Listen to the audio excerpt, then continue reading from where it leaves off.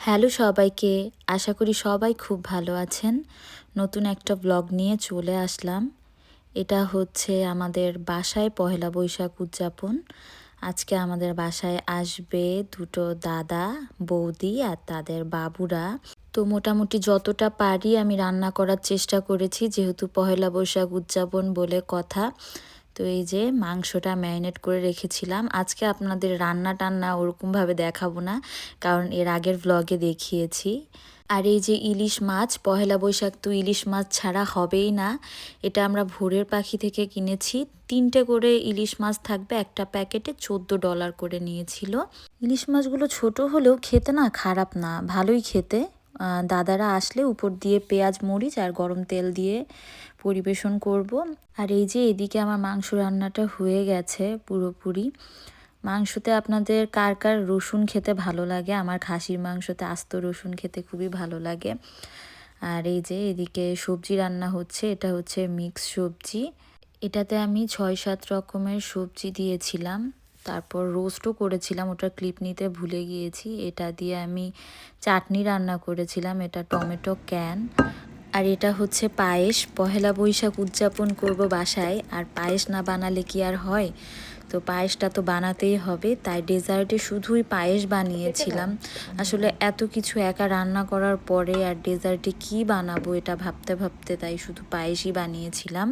আর এই যে পোলাও, যেটা বরাবরের মতো প্রমিত বানিয়েছে, ও খুব ভালো পোলাও বানাই। আর এই যে চাটনি, তারপরে এই যে খাসির মাংস, আর এই যে রোস্ট রান্নার সময় আমি ক্লিপটা নিতে আসলে ভুলে গিয়েছিলাম, একটুও ক্লিপ নেওয়া হয়নি। আর এই যে আমার মিক্স সবজিটা, আর এই যে ইলিশ মাছটা, ছোট্ট ছোট্ট জাটকা ইলিশ আমার।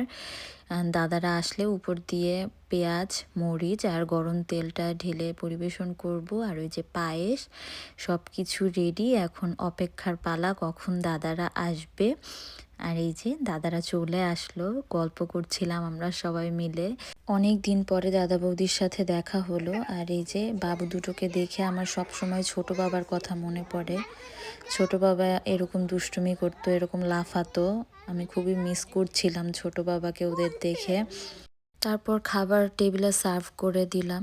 এই যে ইলিশ মাছের উপরে পেঁয়াজ মরিচ আর গরম তেল ঢেলে তারপরে পরিবেশন করেছিলাম। দাদারা টেবিলে বসে গেছে খেতে, আর বৌদিরা আগে বাবুদের খাওয়াচ্ছে, তারপরে বৌদিরা বসবে খেতে। আমি তো পরিচয়ই করিয়ে দিলাম না আপনাদের সাথে দাদা বৌদিদের। একজন দাদার নাম হচ্ছে মণিশঙ্কর দাদা, আর একজন দাদার নাম হচ্ছে মিঠুন দাদা। তারা দুইজনই খুলনা প্রকৌশলী বিশ্ববিদ্যালয়ের শিক্ষক। তারা অস্ট্রেলিয়াতে এসেছে পিএইচডি করতে।